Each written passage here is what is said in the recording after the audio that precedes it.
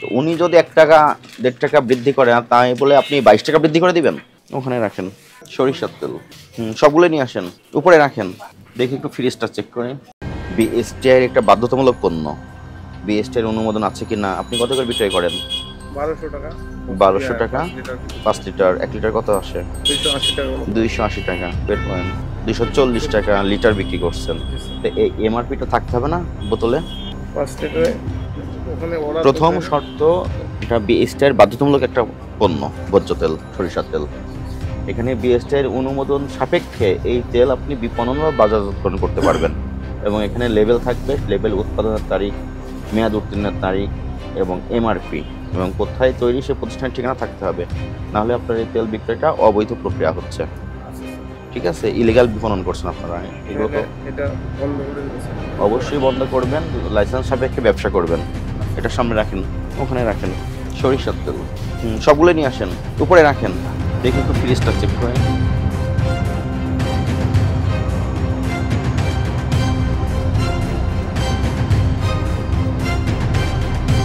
Sir, ওই যে সরিষার তেল বিক্রি করে কোনো বিএসটিআই অনুমোদিত নাই বলে দিয়েছি। আপনার এখানে যে 5 থেকে 7 রকমের চাউল বিক্রি করছেন আপনি, এই চাউল কবে কোত্থেকে কিনে নিয়ে এসেছেন সেই মেমো এই মুহূর্তে সমস্ত মেমো আপনি দেখাতে ব্যর্থ হয়েছেন। এবং চাউলের মূল্য আপনি 90 টাকা কেজি বিক্রয় করছেন, প্রতি কেজিতে লাভ করছেন 22 টাকা করে। এটা অযৌক্তিক। এবং এই চাউলের বিক্রয় মূল্য ভোক্তাদের জন্য সহজে দৃশ্যমান স্থানে লটকিয়ে বিক্রয় মূল্য প্রদর্শন করেন নাই, এটা একটা অপরাধ। পাশাপাশি আপনি যে সরিষার তেল বিক্রয় করছেন, এখানে সরিষার তেলের বিএসটিআই অনুমোদিত পণ্য, একটা অনুমোদন না নিয়েই আপনি উৎপাদন করেছেন। এবং এখানে কোনো লেবেল ব্যবহার করেন নাই, যেখানে উৎপাদনের তারিখ, মেয়াদ উত্তীর্ণের তারিখ এবং সর্বোচ্চ খুচরা বিক্রয় মূল্য এগুলো থাকা আইনগতভাবে উচিত ছিল। তাহলে এই একটা অপরাধ, এই দুটো অপরাধ আপনার এখানে সংগঠিত হয়েছে। আপনি অপরাধ স্বীকার করেন? ঠিক আছে, এই অপরাধে আপনাকে সতর্কতামূলক জনস্বার্থে 30,000 টাকা আর্থিক জরিমানা করা হলো। ভবিষ্যতে আপনি চাউলের যেখান থেকে সোর্সিং করে নিয়ে আসেন সেই মেমো অবশ্যই সংরক্ষণ করবেন, আপনার স্টক রেজিস্টার মেনটেন করবেন এবং কখনোই অযৌক্তিকভাবে চাউলের মূল্য অস্বাভাবিকভাবে বৃদ্ধি করবেন না।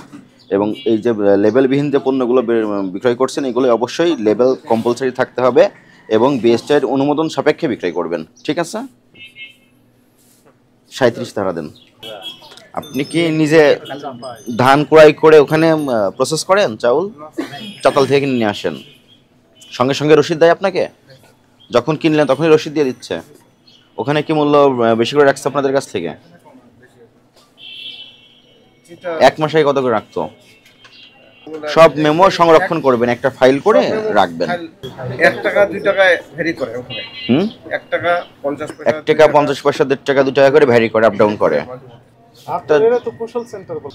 এর তো মেয়াদ শেষ হয়েছে 30 জুন 23 সালে মেয়াদ শেষ হয়ে গেছে। রেনু করা আছে, এটা আগে তো রেনুটা সার্চ দিলেই। তো উনি যদি 1 টাকা 1.5 টাকা বৃদ্ধি করে তাই বলে আপনি 22 টাকা বৃদ্ধি করে দিবেন? ঠিকানা আলাদা করতে হবে। ওখান থেকে কিনতেছে, ওখানে বৃদ্ধি পেয়েছে 1 টাকা, উনি বৃদ্ধি করে দিয়েছেন 22 টাকা। আপনি তো এটা 1 মাস আগে নিয়ে এসেছেন নাজির চাউল। এখনো এটাই বিক্রি করব, সামনে তো ওইটাই বিক্রি করব। 1725 ভাগ 25 দেখেন, আপনি এনেছিলেন 69 টাকা, আপনার পড়েছে 1 কেজি চাউল 69 টাকা, আর আপনি বিক্রি করছেন 1 কেজি চাউল 90 টাকা। আপনার বক্তব্য চাতালে 1 টাকা করে মূল্য বৃদ্ধি করে দিয়েছে। সেই বৃদ্ধিকৃত মূল্যের চাউল তো আপনার দোকানে এখন আপনি নিয়ে আসেন নাই, আপনি তো নিয়ে এসেছেন 1 মাস আগে যে চাউল সেই চাউল।